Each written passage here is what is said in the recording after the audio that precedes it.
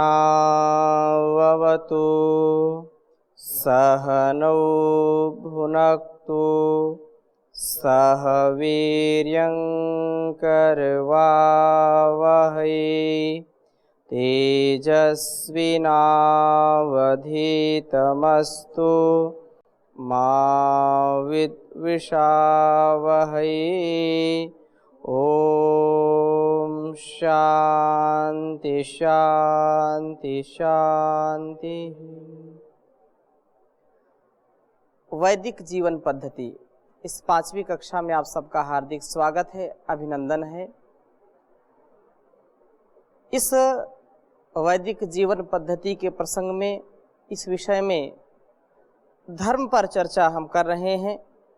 धर्म को समझने का, जानने का प्रयास कर रहे हैं कि वस्तुतः धर्म है क्या। बिना धर्म के हम चल नहीं सकते हैं और धर्म के विषय में बहुत ही व्याख्यान मिलते हैं। धर्म को धारण करके ही उससे लाभ लिया जा सकता है। हम धर्म की चर्चा करते हैं, धर्म के रूप में सत्संग करते हैं, धर्म के रूप में सदाचार करते हैं, धर्म के रूप में परोपकार करते हैं, धर्म के रूप में कर्तव्य पालन करते हैं। जो बिंदु हमने लिखे हैं, समझे हैं, उन्हीं पर और चर्चा आगे करते हैं। जैसे चर्चा की थी, धर्म कर्तव्य का एक रूप है, कर्तव्य ही धर्म है। अंग्रेजी में इसको ड्यूटी कहते हैं। हमारी कौन सी ड्यूटी है और उस ड्यूटी को हम ठीक ठीक निभा पा रहे हैं या नहीं निभा पा रहे हैं, उसमें पूरी श्रद्धा है या अश्रद्धा है। तो कर्तव्य ही हमारा धर्म है। हम किसी भी रूप में, किसी भी स्थान में, किसी भी पद में, किसी भी जो है उत्तरदायित्व का निर्वहन कर रहे हैं तो वह धर्म का ही स्वरूप होता है। और धर्म पूर्वक इसका आचरण करें तो वह हमको बढ़ाता है। हमारी प्रगति, हमारी उन्नति कर्तव्य में निहित होती है। पुरुषार्थ पूर्वक, श्रम पूर्वक और संकल्प पूर्वक जब हम अपने कर्तव्यों का निर्वहन करते हैं तो हम धर्म पूर्वक ही आचरण करते हुए धर्म का जो है अपने जीवन में समावेश करते हैं, वही धर्म कहलाता है। और धर्म के बिना बहुत ही व्यक्ति का जीवन नीरस हो जाता है। व्यक्ति के जीवन में अंधकार, व्यक्ति के जीवन में बहुत ही दुरित आ जाते हैं, जिससे वह निकल नहीं पाता है, तनावग्रस्त हो जाता है।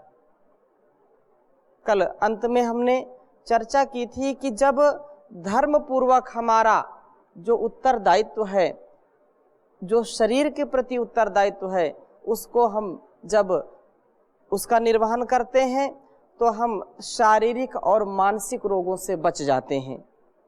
आहार की शुद्धि से हमारा शरीर शुद्ध होगा, शरीर में रोग नहीं आएंगे। और जब विचार शुद्ध हो जाएंगे तो शुद्ध विचार से जो मानसिक रोग हैं वो नहीं आएंगे, जिनको आधि और व्याधि के नाम से जानते हैं। हमारे भाई जीतराम जी ने कल पूछा कि व्याधि तो समझ में आती है लेकिन आधि नहीं समझ में आती, आधि क्या है? तो आधि का तात्पर्य ये है कि जब हम मानसिक रूप से प्रताड़ित होते हैं, तनावग्रस्त होते हैं, मन में बहुत कुंठाएं होती हैं, ईर्ष्या, द्वेष का, क्रोध का भाव प्रकट होता है, या मन में बहुत प्रकार की हमको उलझन होती है, हम कुछ समझ नहीं पाते हैं, या अपने आपा को खो बैठते हैं, अपने सत्व से, अपने आप से हम विमुख हो जाते हैं, तो मानसिक तौर पर जो हमको प्रताड़ना सहनी पड़ती है, मानसिक रूप से जो दुख हम सहते हैं, वह आधि कहलाती है। और शारीरिक रूप से जो शरीर में पीड़ा है, ज्वर है, व्रण है, उनसे जो कष्ट होता है, शारीरिक जो पीड़ा होती है, रोगग्रस्त हो जाते हैं, वह व्याधि कहलाती है। शरीर में उत्पन्न होने वाले रोग क्या है? व्याधि है। और जो हमारे विचारों से मन आदि में, हमारे जो है दिलो दिमाग में जो उलझन पैदा हो जाती है, उससे हम अपने आप को भूल जाते हैं, अनेक प्रकार के कष्ट, दुख और उलझन में पड़े रहते हैं, वो जो है आधि कहलाती है। तो आधि और व्याधि का एक उपाय है समाधि। समाधि में ही समाधान है। और समाधि कब लगेगी? जब आप धर्म का आचरण करेंगे। बिना धर्म का आचरण किए हुए कोई भी व्यक्ति यदि चाहे कि मैं समाधि को प्राप्त करूं, असंभव है। धर्म का आचरण करने से ही आपको समाधि की प्राप्ति होगी। मन आपका निर्विषय हो जाएगा। मन में आपके कोई ईर्ष्या, द्वेष, क्लेश, क्रोध की भावना जब नहीं होती है तो हम समाधान की स्थिति में होते हैं। पुनः धर्म के विषय में एक बहुत ही सुंदर लेखक ने लिखा, धर्मः सर्व सुखम करो हित करो, धर्मं बुधाश्चिन्वते, धर्मेणैव समाप्यते शिव सुखम, धर्माय तस्मै नमः। धर्मान्यस्तपरासुहृद्भवभृतां, धर्माय तस्मै नमः। धर्मे चित्तमहं दधे प्रतिदिनं, हे धर्म मां पालय, हे धर्म मां पालये। धर्म का ही जो है उद्देश्य करके धर्म पालक कहता है कि धर्म ही सब सुखों का देने वाला है और धर्म को ही हित करने वाला कहा गया है। धर्म को विद्वान लोग अपनाते हैं, उस धर्म से ही कल्याणकारी सुख को पाते हैं, उसी से सुख की प्राप्ति की जा सकती है। और उस धर्म के लिए मेरा नमस्कार हो। संसार में धर्म से बढ़कर के प्राणियों का कोई भी मित्र नहीं है। और जो है कहा कि सज्जनों का ये धन है। सज्जनों का धन क्या है? धर्म है। और इसलिए धर्म में ही चित्त को मैं नित्य लगाता हूँ, नित्य ही मैं धर्म के प्रति अपने चित्त को लगाता हूँ, धर्म से कभी मैं विमुख नहीं होता हूँ। हे धर्म, तू मेरा पालन कर, मेरी रक्षा कर। अर्थात धर्म ही हमारी पालना कर सकता है, धर्म ही हमारी रक्षा कर सकता है, धर्म ही सच्चा जो है मित्र है। धर्म यहाँ तो सब अपने स्वार्थ में, अपने हित में लगे हुए लोग होते हैं, सगे संबंधी। यहाँ का जो वैभव है ये हम कर्तव्य पालन करेंगे, यदि कर्तव्य पालन नहीं करेंगे तो हम भी नहीं रहेंगे, इसको हम झुठला नहीं सकते। परंतु सत्य ये भी है कि हम यदि धर्म का आचरण करेंगे तो ही हमारी उन्नति होगी, हमारा इहलोक और परलोक अच्छा होगा। यदि धर्म का आचरण नहीं करते हैं तो लोगों की दृष्टि से भी हम गिरते हैं, समाज की दृष्टि से गिरते हैं और इस लोक में भी पतित होते हैं और परलोक में भी पतित होते हैं। इसलिए धर्म सर्वोपरि है। धर्म से ही हमारा अभ्युदय और हमारा निश्रेय सिद्ध होता है। धर्म से ही हमारा यह लोक, इस लोक में हम उन्नति को प्राप्त होते हैं, उत्कर्ष को प्राप्त होते हैं और धर्म से ही परलोक में भी उन्नति और उत्कर्ष होता है। इसलिए धर्म का पालन सर्वोपरि है। किसी ने कहा धन धरा के बीच ही सारा गड़ा रह जाएगा। ये धन जो है, धन के बिना धर्म अधूरा है, सत्य है। परंतु यदि धन को अधर्म पूर्वक कमा करके धर्म करना चाहें तो उससे हानि होगी, उससे हमारा कल्याण नहीं हो सकता है, क्योंकि धन तो जड़ चीज है और यह यहीं रह जाता है। इसी को संस्कृत में कहा, आप श्लोक उच्चारण करते हैं, धनानि भूमौ पशवश्च गोष्ठे भार्या गृहीद्वारि जना श्मशाने। ये जो स्थिति है हमारी, ये ऐसी ही है कि हम जितने को समझते हैं कि हमारा ही इससे कल्याण होगा, हमारा एक दूसरे से जितना लगाव होगा, जितना अटैचमेंट होगा, उतना ही हमारा कल्याण होगा। लेकिन कुछ ज्ञानी लोग तो इससे बच करके इस कर्तव्य का पालन करते हुए पार उतर जाते हैं, लेकिन कुछ अल्पज्ञ लोग इसी में फंसे रह जाते हैं कि जो है ये धनानि भूमौ पशवश्च गोष्ठे, ये जो धन है वो कहाँ, वो भूमि पर रह जाता है। जैसे मैंने पहले कहा, धन धरा के बीच ही सारा गड़ा रह जाएगा, पशु भी बंधे रह जाएंगे जब कूच का वक्त आएगा। है भार्या गृह द्वारे, भार्या गृह द्वारे, जो भार्या है जिसने 7 जन्मों की कसम खा रखी कि मैं 7 जन्म निभाऊंगी, वो भी केवल गृह द्वार तक उसका साथ मिलता है। मित्रगण मरघट के आगे मुंह नहीं दिखलाएंगे।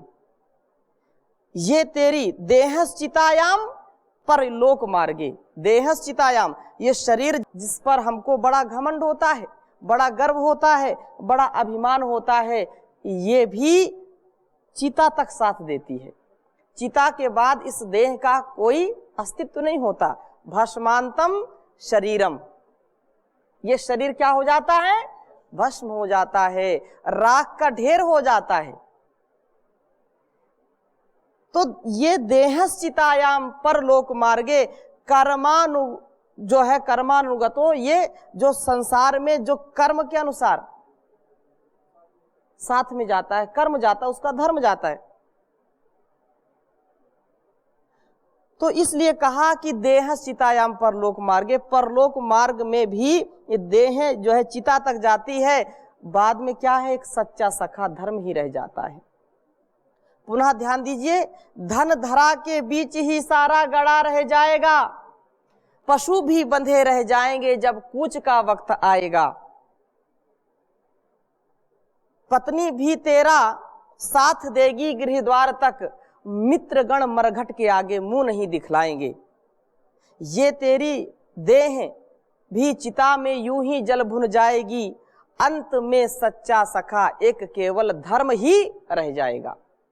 तो धर्म हम करें, धर्म करने में प्रमाद ना करें। यदि धर्म करने में हमने प्रमाद किया तो फिर हमारी बड़ी हानि हो जाएगी। इसलिए धर्म पूर्वक कर्तव्य करें। कर्मानुगो गच्छति जीव एका, ये जो है कर्म के अनुसार, धर्म के अनुसार ही आगे का जीवन निर्धारित होता है। इसलिए धर्म पर विशेष जोर दे रहे हैं। और हम इस बात को और पुष्टि के लिए, क्योंकि ये बहुत ही प्रचलित है, धर्म के नाम पर जब हम चर्चा करते हैं, शास्त्रों की बात करते हैं, तो महर्षि देव दयानंद जी ने भी उसको उल्लेखित किया है। जो है, जो मनुस्मृति का प्रसिद्ध श्लोक है, धृति क्षमा दमोस्तेयम शौचम इंद्रिय निग्रह, इसको आप लिख लीजिए और इसको स्मरण भी रखना है आपको, क्योंकि हम स्वाध्याय के साथ साथ शास्त्रों को कंठस्थ भी करें, उनको हम अपने जीवन में उतारें, इसके लिए बहुत आवश्यक है धर्म की चर्चा में। क्योंकि इसी को आधार मान करके कल हमने जो बिंदु लिखाए हैं कुछ, उन्हीं को आगे बढ़ाएंगे। लिख लीजिए इसको, धृति क्षमा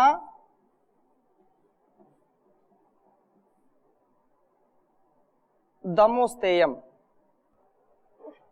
धृति क्षमा दमोस्तेयम शौचमिंद्रिय निग्रह,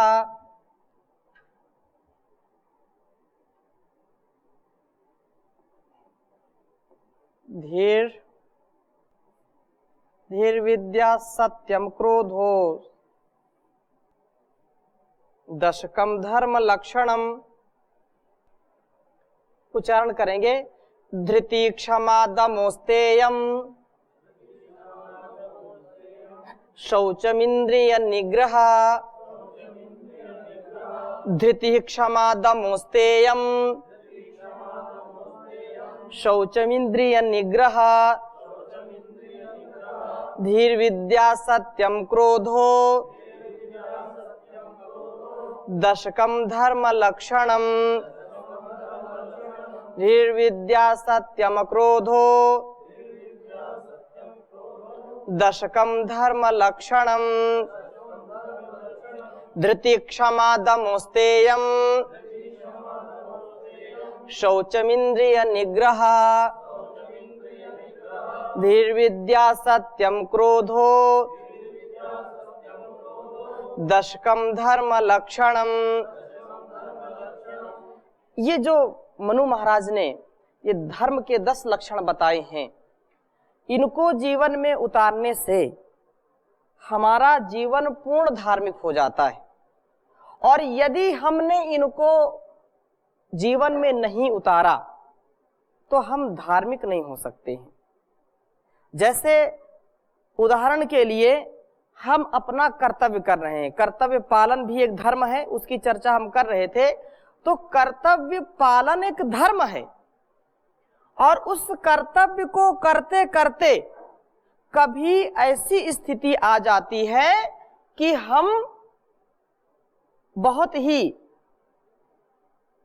विचलित हो जाते हैं, हमको कुछ सूझता नहीं, अंधकार नजर आ जाता है। कर्तव्य करना धर्म है, कर्तव्य हम कर रहे हैं, विद्यार्थी जीवन में हम विद्यार्जन कर रहे हैं, लेकिन विद्यार्थी काल में भी कई ऐसी परिस्थितियां उत्पन्न हो जाती हैं कि हमको लगता है कि ये मामला क्या है। धन कमा करके, धर्म पूर्वक धन कमा करके बच्चों का पालन पोषण करना धर्म है, ड्यूटी करना धर्म है, कर्तव्य पालन करना धर्म है। लेकिन कभी कभी ड्यूटी करते करते ऑफिस में, कॉलेज में, हॉस्पिटल में, कहीं भी ड्यूटी करते करते कुछ लोग ऐसी परिस्थिति उत्पन्न कर देते हैं कि हमारा धैर्य टूट जाता है। तो याद रखें, जब धैर्य टूट जाए तो समझो कि आप धार्मिक नहीं हैं। धैर्य टूटने का तात्पर्य यहां पर इतना समझना चाहिए। प्रश्न उठता है कि सालों मुकदमे चलते हैं, वर्षों तक उसी गति में वो उसके जो है सारा वैभव छिन जाता है, कितना धैर्य रखे वो, उसको न्याय नहीं मिल पाता, न्याय के लिए कितना धैर्य रखे। तो इस पर ये विचार करना चाहिए कि अपने व्यक्तिगत कार्यों में, व्यक्तिगत जीवन में आप धैर्य की सीमा न निर्धारित करें, लेकिन सामाजिक जीवन में आप धैर्य ना रखें। कल भी थोड़ी चर्चा इसमें की थी मैंने कि धैर्य का तात्पर्य क्या है, जो मेरे लिए है उसमें मेरी हानि, मेरा लाभ निहित है, तो उसमें यदि कोई हानि पहुंचाना चाहता है तो उससे बचे, लेकिन अपने धैर्य को ना खोएं। कोई अपमानित करना चाहता है तो अपमानित करे, उससे आपको विचलित नहीं होना है, क्योंकि जिसके पास जो होता है वही वह देता है। व्यक्तिगत रूप में हमको ऐसा जीवन व्यतीत करना चाहिए। लेकिन यदि राष्ट्र को कोई गाली दे, राष्ट्र पर कोई आक्रमण करे, सामाजिक तौर पर कोई दुराचार, व्यभिचार, भ्रष्टाचार करे, तो वहां पर यथा सामर्थ्य उसका प्रतिकार करना चाहिए। अहिंसा का तात्पर्य अपनी शूरवीरता को, अपने पौरुष को, अपने स्वाभिमान को हम गिरवी ना रखें। प्रभु स्वामी महाराज भी इस पर चर्चा कर रहे थे कि जब हमारा जीवन दूसरों की सेवा के लिए होता है तब तो हमारे अंदर उत्साह होता है, लेकिन सेवा करना भी बड़ा कठिन काम है। कोई सेवक है तो सेवा करना उसका धर्म है। मैं पढ़ा रहा हूं तो मेरी ये सेवा है, मेरा काम पढ़ाना ही मेरी ड्यूटी है, मेरा धर्म है। यदि इसमें कोई परेशानी आती है, कोई कुछ कहता है, तो मैं अपने आप को स्थिर रखूं, अपने आप को विचलित ना करूं। जब ऐसा आचरण करूंगा तो समझो कि कुछ धर्म का मैंने पालन किया है। और ये जो धृति है, ये धृति अभी भी गांवों में लोग बोलते हैं कि धरती कैसे टिकी है, हाँ, धर्म से और धैर्य से। बड़ा धैर्य इसमें, धैर्य सीखना है तो किससे सीखो? धरती से। कभी कुछ कहती नहीं, माता के समान पालन पोषण करती है हमारा, यही सब कुछ करते हैं, लेकिन वो धैर्य कभी खोती नहीं है। जो जन्म देने वाली माँ होती वो भी कभी धैर्य खोती नहीं है।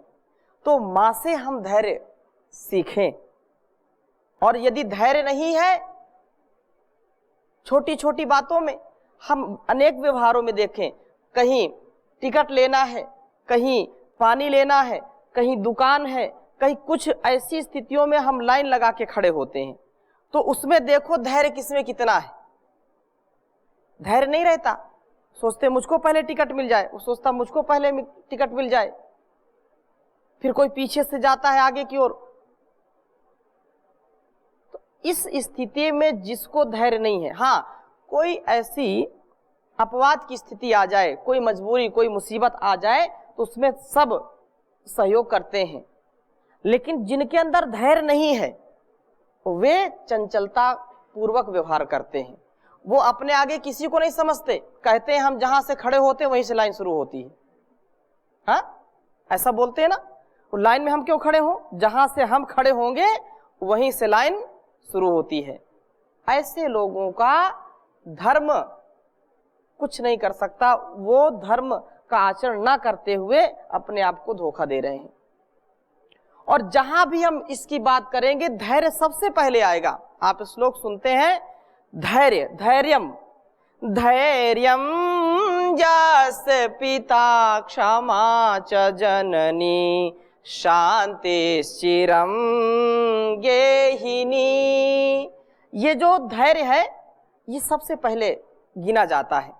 और अन्य स्थान पर भी विपदि धैर्य मथाभ्युदये क्षमा सदसि वाक्पटुता युधि विक्रमः यशसि चाभिरुचिर्व्यसनं श्रुतौ प्रकृति सिद्धमिदं हि महात्मानाम्। विपत्ति में धैर्य रखना। जो छोटी छोटी बातों से, छोटी छोटी विपत्तियों में भी धैर्य खो देता है, उसको समझो कि उसने धर्म को पूरा आत्मसात नहीं किया है। विपत्तियों में धैर्य रखना। धैर्यम धनम ही साधवा, धैर्य धनम ही साधवा का तात्पर्य यह है कि जो साधु लोग हैं उनका धन क्या है? धैर्य है। और धैर्य ही धर्म है, प्रथम लक्षण है धर्म का। घर में पति पत्नी से बात होती है, परिवार में बात होती है, छोटी छोटी बातों में धैर्य टूट जाता है। भोजन क्या बनाया, आज मैंने ये कहा था कि ये बनाना और ये नहीं बनाया। जो भी सामने थाली में आया उसको भी थाली को उठा करके फेंक देते हैं। कुछ सुनना नहीं पसंद करते। यही चाहिए।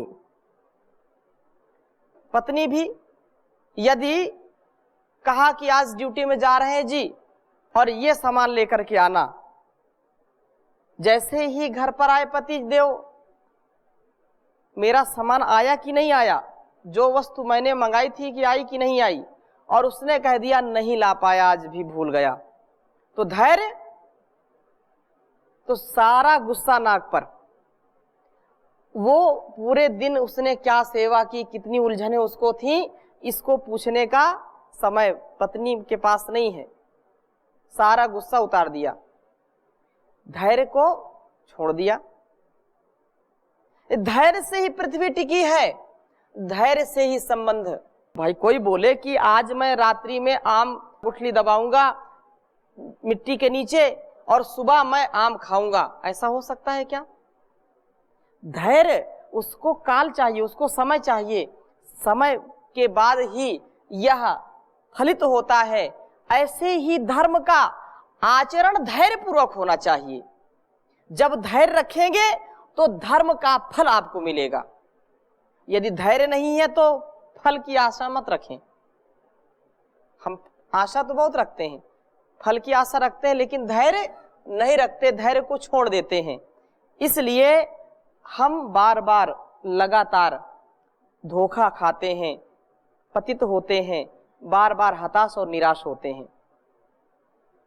इसलिए धैर्य का जो व्यक्ति आचरण करता है, धैर्य को रखता है, वो कभी भी धोखा नहीं खाता निजी तौर पर।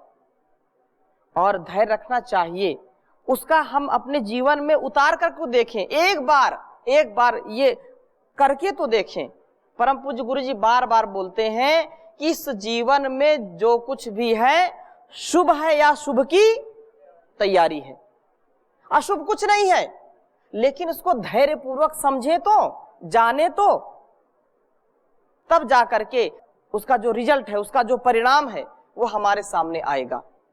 तो धैर्य जो प्रथम लक्षण है धर्म का, उस पर और थोड़ी सी आगे चर्चा करेंगे। आज यहीं तक, शेष चर्चा अगले भाग में। ओम